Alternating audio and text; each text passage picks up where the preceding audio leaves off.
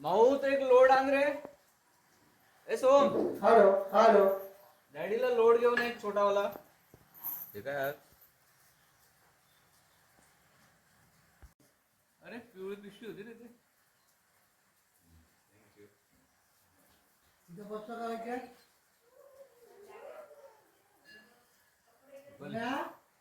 ए बाबू. पिशवीत बघ रे जरा येते.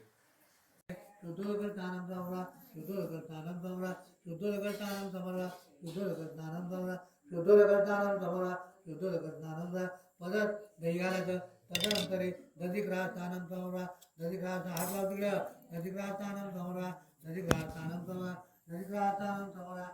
ओम प्रभुदेवा, ओम प्रभुदेवाय नमः, ओम शांभवाय नमः, ओम सतीजाय नमः, ओम आदित्याय नमः, ओम पुष्कराय नमः, ओम महासनाय नमः, ओम आराधिनीधराय नमः, ओम धात्रे नमः, ओम विधात्रे नमः, ओम धातुरुत्तमाय नमः. नारद मुनी केलेली स्तुती ऐकून भगवान महाविष्णू नारदाजवळ बोलले. भगवान म्हणाले, मुनिवरा, आपण कोणत्या कामासाठी आलात? तुमच्या मनात काय आहे हे सर्व मला सांगा, मी त्याचे समर्पण उत्तर देईन.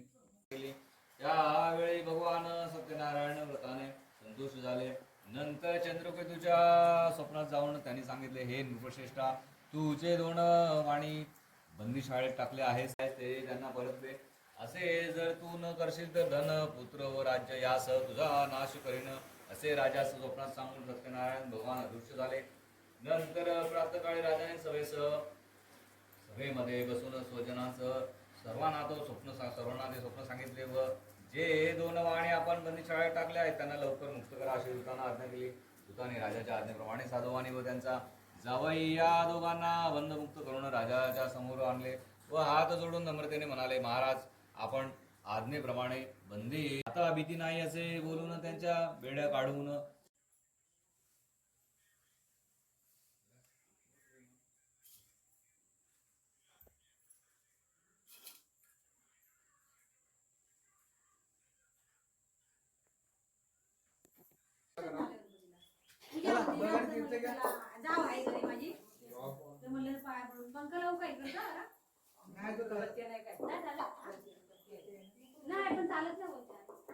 चालतो खालचा नाही चालत.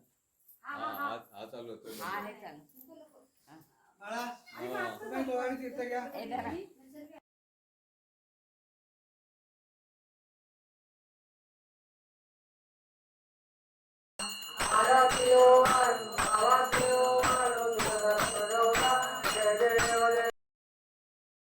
अशा प्रकारे आमचं सत्यनारायणाचं महापूजन झालेलं आहे. भेटूया पुन्हा नवीन व्हिडिओमध्ये.